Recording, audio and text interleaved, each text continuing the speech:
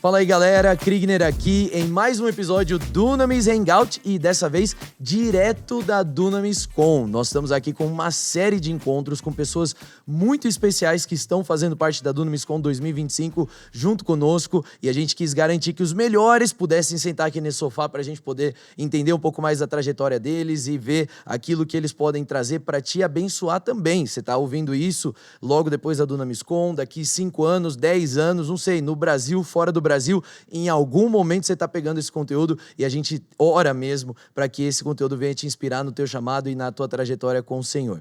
Hoje eu tô aqui junto com Gabriel Marques, que tá aí, pessoal, que vocês conhecem. Gabriel, o Marques lidera também toda a parte do Akashi, que é o nosso projeto social dentro do Dunamis, a nossa mobilização que a gente faz tanto lá na Ilha do Marajó quanto em Pariquera-Sul.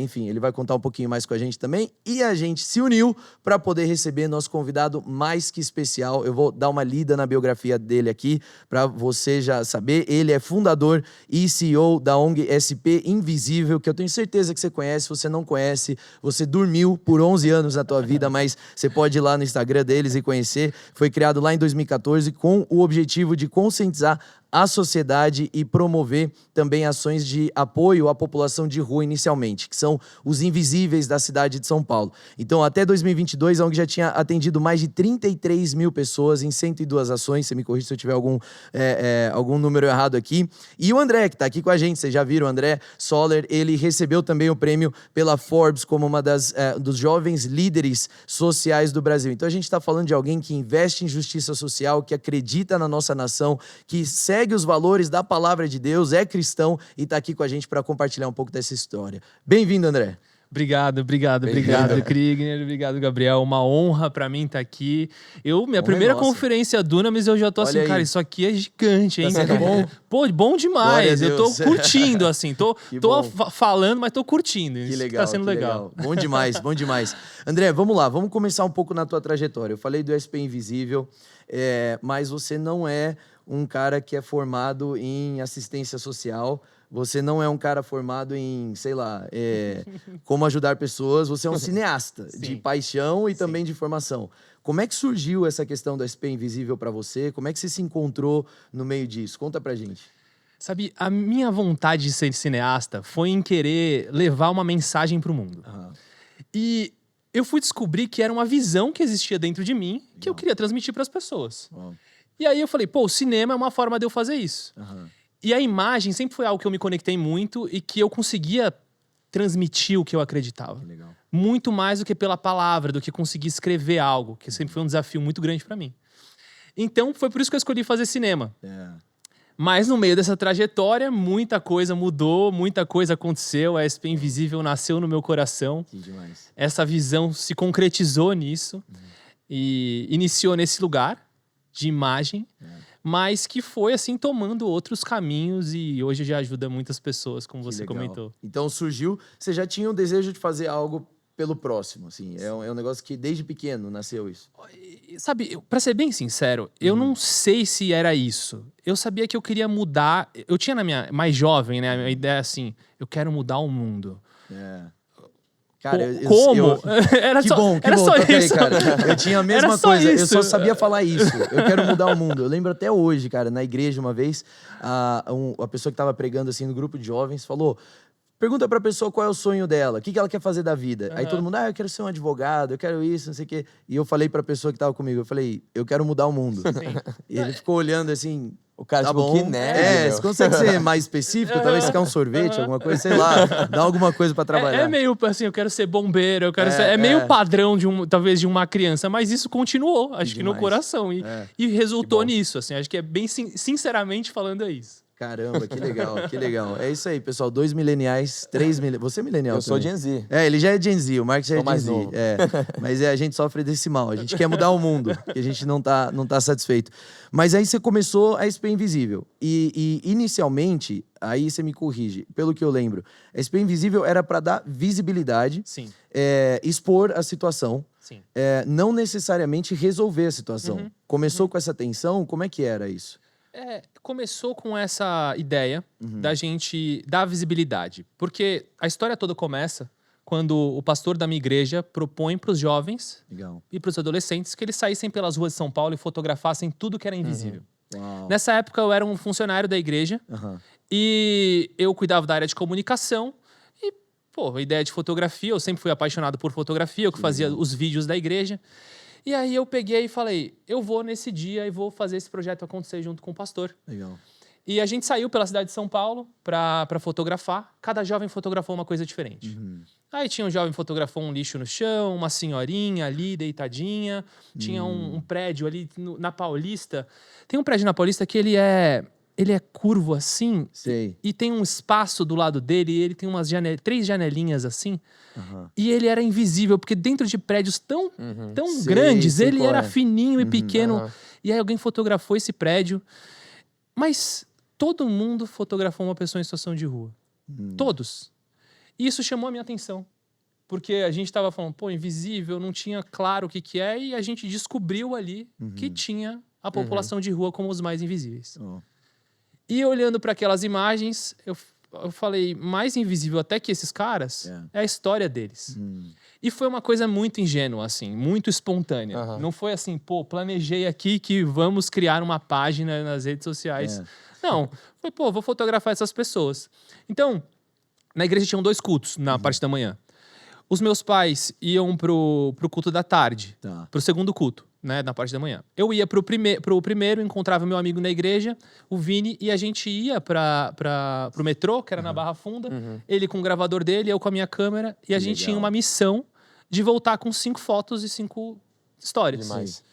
E dali, a gente, então, começou a postar isso no Facebook. E eu lembro que a gente tinha 200 seguidores ali no Facebook. Que era um... Na época era do Facebook, pra galera, o Marcos não sabe o que é isso. Facebook, pessoal, era uma rede social que o seu pai talvez ainda usa. E a gente tinha 200, e as 200 pessoas da igreja, do pessoal que seguia a gente. E aí eu falei assim, o pessoal falava assim, pô, legal isso que vocês estão fazendo. Continua. Porque na internet você não tem muita noção, assim... Não dava pra ter esse contexto do se era bom, se era ruim. E o pessoal da igreja falou, continua. E a gente continuou fazendo isso. E a gente acabou descobrindo que era uma curiosidade de muita gente. E o movimento foi crescendo, crescendo, crescendo. E muita gente começou a seguir a página. E eu lembro que um momento, assim, eu até entrei em crise e falei assim... Será que isso é ajudar alguém? A gente está só contando essas histórias? Será que a gente está realmente fazendo a diferença na vida de alguém? E eu lembro que uma vez a gente foi receber um prêmio do Estado de São Paulo e uma das pessoas que entregou esse prêmio pra gente foi o Eduardo Suplicy. E aí eu falei pra ele, cara, isso aqui eu não sei se a gente tá conseguindo fazer a diferença. E ele falou assim, olha, André, eu tenho bastante idade.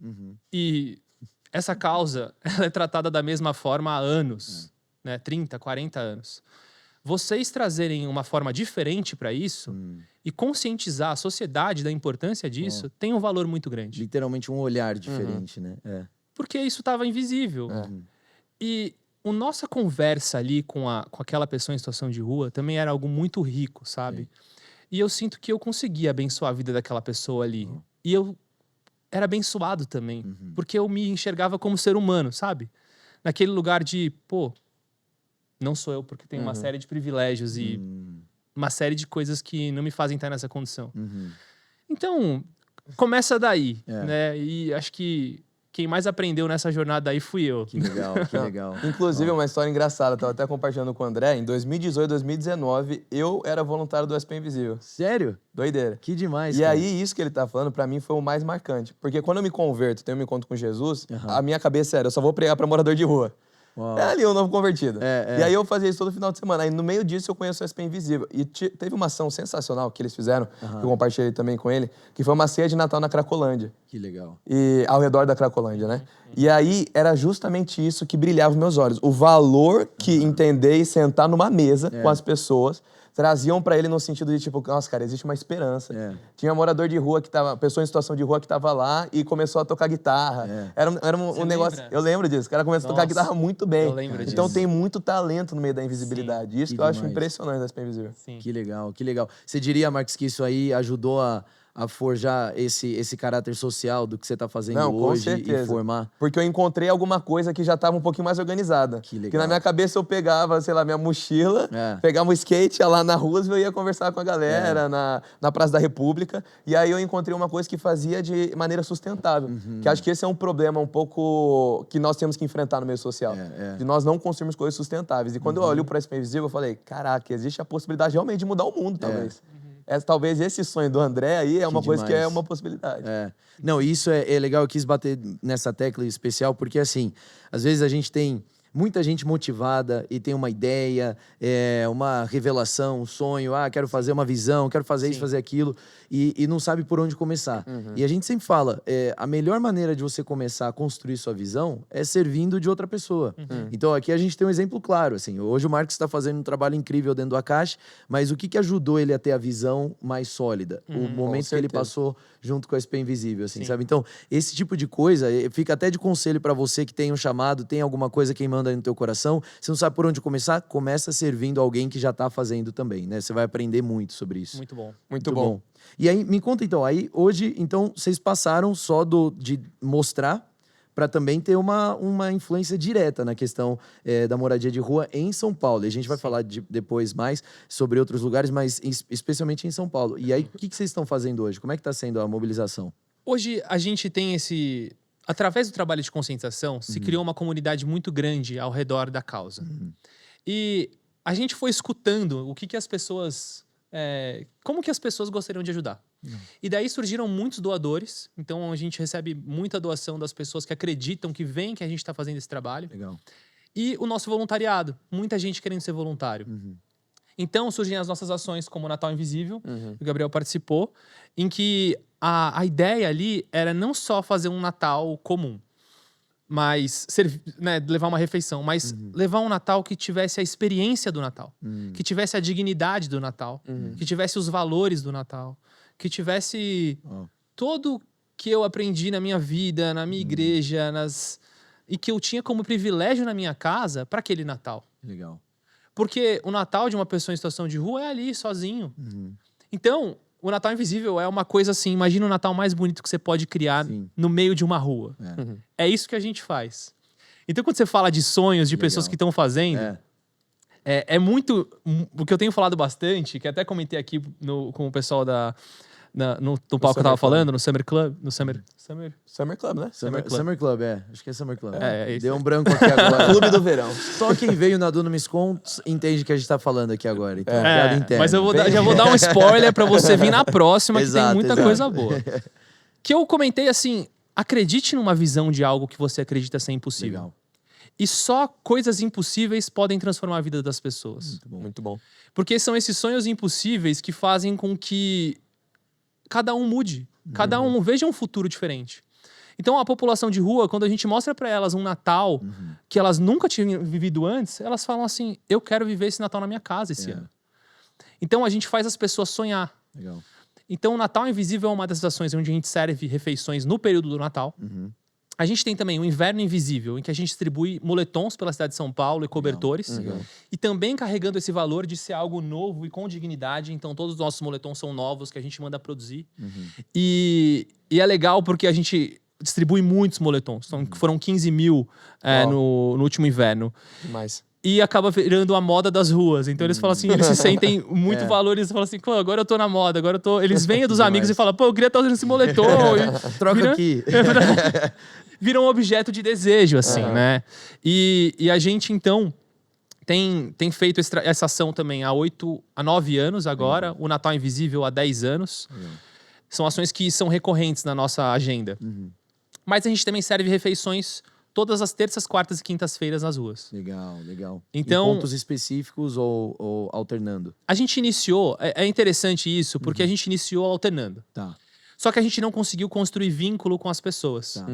Tem algo que tem uma pesquisa que eu gosto bastante, que ela diz que se uma pessoa está menos de 21 dias nas ruas, a chance da gente conseguir tirar essas pessoas das ruas é muito maior. Porque o mais difícil não é só tirar o cara da rua, é tirar a rua dele. Entendi. Muito bom. E aí, nessa nossa distribuição de refeição, a gente está sempre em busca de pessoas que estão há pouco tempo na rua. Então é um objetivo. A gente tem ali essa missão de servir essa refeição, mas quem que chegou agora? Quem que chegou agora? Porque se a gente pega esse cara e conecta ele com o nosso ecossistema, a gente consegue tirar esse cara da rua. Muito bom. É. Então, ali é sem uma desculpa pra gente conseguir fazer isso. Tem uma urgência, né, em encontrar esse cara. Sim. É. Então, nosso voluntariado acontece nesses dias, o ano inteiro. São 52 mil refeições distribuídas durante o ano. São 150 voluntários por semana que estão com a gente fazendo essas ações acontecerem. A gente tem hoje um grupo de 3 mil voluntários para as ações que a gente realiza. Legal. Isso só na cidade de São Paulo? Só na cidade de São Paulo. Uau, muito bom. E a gente está até lançando agora um aplicativo para juntar mais essa galera e até pensar numa futura expansão disso, desses grupos de voluntariado. E essas pessoas ajudam a gente a servir a população de rua todos esses dias. Então, esses hoje são os projetos que a gente tem, esses 3, que estão nesse lugar de mais assistencialista. Né? Que é aquela coisa emergencial. O cara tá Isso. precisando ali, temos que dar essa resposta. Exato. É. Mas, a partir daí, também me gerou um incômodo muito grande de há anos estar fazendo isso. E nos últimos 3 anos, a gente desenvolveu a gastronomia invisível. Tá bom. Então, a gente seleciona 20 pessoas que estão em situação de rua, numa condição que a gente chama de média organizada. Tá. Num vocabulário mais simples, as pessoas que estão em situação de calçada ali, que estão em uso abusivo de drogas, não tem nenhuma documentação tirada, a solução que a gente tem para eles é essa distribuição de itens nas ruas. Certo. Quando a gente começa a falar de pessoas médio organizadas, já são pessoas que estão dentro de centros de acolhida, que já têm a documentação tirada, já estão no uso de drogas reduzido e tem um vínculo com o centro de acolhida. Dali, a gente seleciona 20 pessoas a cada 2 meses e dá um curso de gastronomia para elas. Que legal. Dentro da faculdade em Morumbi. Uau. Olha só. Então, uma super bom. estrutura, eles saem com certificado de gastronomia. E dali, a gente emprega eles no mercado de trabalho Que demais. e faz um acompanhamento pós-empregabilidade. Uau. Isso começou quando? Isso começou há 3 anos. Tá. Essa iniciativa da gastronomia invisível. Então, foram, no total, 9 turmas que a gente fez Que demais. desse curso. Mas eu ainda falei, eu quero mais, a gente precisa fazer mais. Isso foi bom, a gente conseguiu tirar muitas pessoas da rua. Isso foi um sonho realizado, da gente conseguir falar assim, pegar o nome das pessoas e falar, cara, essa pessoa não tá mais na rua. Nossa, muito bom. Mas assim, eu vejo uma relação muito forte, assim, da gente conseguir transformar essa pessoa espiritualmente, tecnicamente e potencializar ele emocionalmente. Muito bom. André, Se a gente não tiver essas 3 coisas acontecendo, assim, dificilmente essa pessoa não vai conseguir sair da rua. Então você disse que o foco do SP Invisível no final do dia é tirar o máximo de pessoas da rua. Seria isso? Com certeza. Tá. É muito desafiador isso. Existem poucos projetos de população de rua, independentes de programas do Estado, que fazem esse tipo de iniciativa. Todos os projetos vão começar fazendo iniciativas assistencialistas. E não tem como fazer diferente, porque tudo fora disso custa muito caro. E a gente conseguiu chegar nesse lugar porque a gente fez por 7 anos dessa forma. E aí a gente pôde sonhar maior. De falar, vamos criar um programa. E agora, depois dessas 9 turmas, 3 anos, a gente lança a Escola Invisível. Que legal. Que é uma ampliação e uma digitalização desse projeto, onde a gente entra em centros de acolhida do Estado, Legal. cria laboratórios de informática e dá para eles os cursos que a gente tem dentro da nossa plataforma. Uau. Então, a gente consegue escalar esse projeto por São Paulo inteiro e para outros lugares Muito bom, através com certeza. desse serviço. Exato. Que em alguns centros de acolhida já existe sala de computação. Mas não tem uma metodologia formada, não tem uma estrutura de como isso pode funcionar, de como isso pode ser. Ou até um profissional que possa ajudar e ter a didática ali. Equipamento né, bom, Exato. talvez. Bom, E é uma... Eu vejo que a gente chega lá e conversar com os profissionais também dos centros de acolhida faz a diferença. Que legal. Porque traz para eles também essa força e essa esperança de que algo inovador está acontecendo ali e que a gente vai realmente querer salvar vidas. Legal. Muito bom. Agora, uma pergunta só. Quando a gente fala assim, por exemplo, tirar o morador de rua da rua, né? Existem projetos, iniciativas e frentes que consideram, olha, o problema do morador de rua é que ele não tem teto. Então a gente precisa dar um teto. É basicamente, por exemplo, a premissa do Housing First e tudo que tem feito, virou febre no mundo, né? Sim. Mas eu olho com uma certa desconfiança para isso, porque não é necessariamente só a falta de teto. Claro, essa é a parte urgente. Sim. Agora, tem outras causas que levaram a pessoa para a rua. Talvez é um vício de drogas, uma questão emocional, Sim. até uma doença psíquica, alguma coisa assim, que também precisam ser tratadas, né? Assim, você vê isso como um fator preponderante ou você fala, não, realmente o que a gente precisa é garantir o teto e depois o cara vai ter autonomia para poder se virar sozinho, assim. Na tua experiência, que Sim. vendo na ponta, como é que é isso?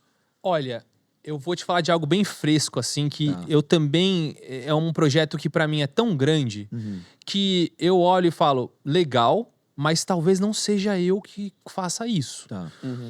Mas eu conheci na quarta-feira agora, um projeto que tá fazendo isso em Brasília. Tá. E ela me contou um pouco dos resultados que eles estão tendo de colocar primeiro essa pessoa dentro de uma casa Certo. e aí, a partir disso, conseguir desenvolver essa pessoa. E eu tive contato muito forte com umas pessoas de Portugal também, onde foi onde nasceu Legal. esse projeto, né? É. E os resultados têm sido muito bons. Eu até quero ir para Brasília para ver isso de perto, quero ir para Portugal para ver isso de Legal. perto, porque eu acho que vale a pena ver se isso faz sentido. Sim. Quando você for, eu quero ir também. Vamos. Eu vou ajudar, de verdade. Não, eu falo isso porque uma das coisas que eu escrevi que baseou um projeto que eu apresentei ano passado em Stanford foi justamente a política do governo da Califórnia em relação à moradia de rua. E também tocando nessa questão do Housing First. Sim. Só que fazendo uma crítica, porque é justamente isso, assim, essa ideia de que não sei se esse projeto é o caso, mas no caso deles é isso. Vamos pôr dentro de uma casa. Sim. Tá, mas você põe a pessoa dentro de uma casa, já é bom, Sim. mas não é tudo. Então, como é que a gente ajuda de fato a pessoa a sair daquela situação que levou ela para aquele lugar, assim, né? Então, quando você for, eu quero ir. Vamos, e eu acho que todas as considerações valem a pena serem ditas. Porque, assim, o que eu vejo da população de rua é o seguinte. Mais desafiador, Kriegner, do que tirar esse cara da rua, é tirar a rua desse cara. Isso é muito bom.